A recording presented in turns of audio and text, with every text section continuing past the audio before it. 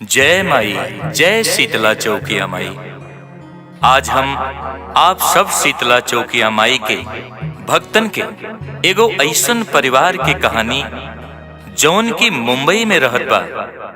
माई स्वयं सपने में आके वह परिवार के दर्शन देत बा और अपना दरबार में आवे खातिर प्रेरित भी करत बा। पत्नी अपने पति से कहत बा,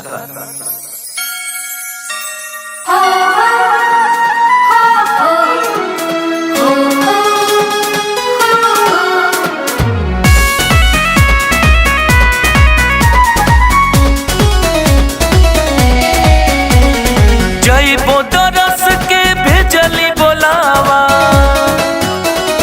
जइबो दरस के भेजली बोलावा। शीतला चौकिया मयरिया बलम जी कमान रे लगड़िया, जाले जौनपुर नगरिया बलम जी कमान रे लगड़िया, जाले जौनपुर नगरिया बलम जी कमान रे लगड़िया, जाले जौनपुर नगरिया।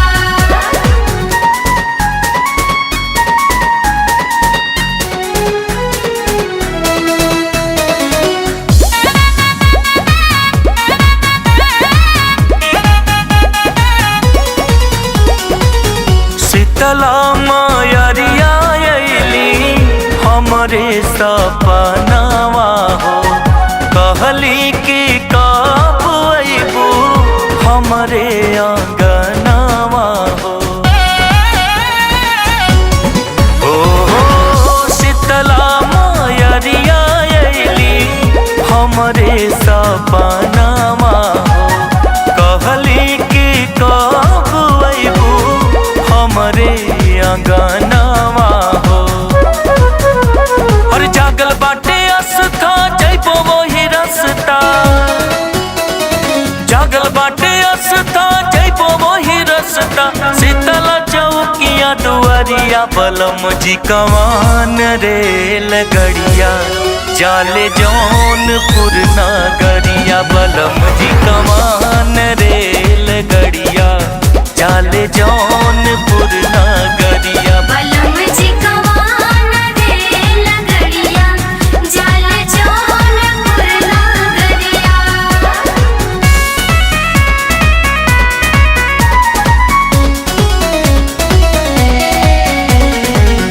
जहवा बिराजे मैया मन करे कब चल जाई, जी भर के देखे उनका हमरो के देखे माई।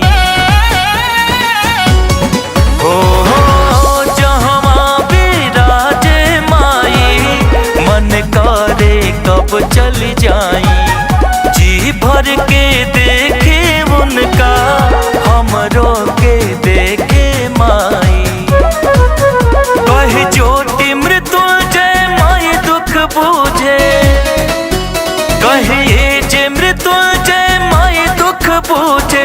पावन हमाई के मंदिरिया बलम जी कमान रे लगड़िया, जाले जौनपुर नगरिया बलम जी कमान रे लगड़िया, जाले जौनपुर नगरिया।